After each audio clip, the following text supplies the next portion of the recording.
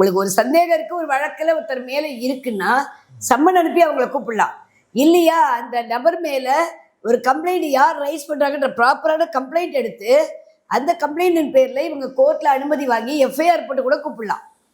இதெல்லாம் செய்யாமல் ஒருத்தரை நான் சந்தேகப்படுறேன் அப்படின்றதுக்காக ஒருத்தரை கூப்பிட்டு பண்ணுறதுன்றது தவறான விஷயம். பட் இந்த 5 காவலர்கள் ஃபேமிலிலையும் என்ன சொல்றாங்கன்னா, மேலதிகாரிகள் சொன்னனால தான் நாங்கள் செஞ்சோம் அப்படிங்கிற ஒரு விஷயத்த சொல்றாங்க. இது நியாயமா? மேலதிகாரிகள் சொன்னால் என்ன வேணா இவங்க செஞ்சிருவாங்களா? இப்போ கொலைப்பழி யார்கிட்ட இருக்கு? அந்த 5 பேர் மேலே தான் 5 பேர் மேலே இருக்கு. இன்னொன்று, ஒருத்தரோட உயிரெடுக்கிற அதிகாரத்தை யார் கொடுத்தது? யாருக்குமே உயிரெடுக்கிற அதிகாரம் கிடையாது. இது ஜனநாயக நாடு. ஜனநாயக நாட்டில் எல்லாருக்கும் வாழறதுக்கு உரிமை இருக்குது. Right to speech, right to right எல்லாமே இருக்குது. அப்போ அவங்களோட அத்தியாவசியமான உரிமையை பேசிக்கான உரிமையை கான்ஸ்டியூஷனாகவே டெஸ்ட்ராய் பண்ணுறாங்க இங்கே. ஸோ ஒரு மனுஷனோட வாழக்கூடிய தகுதியை இவங்க அழிக்கிறாங்கன்னா அப்போ இவங்க என்ன அரக்கர்களா?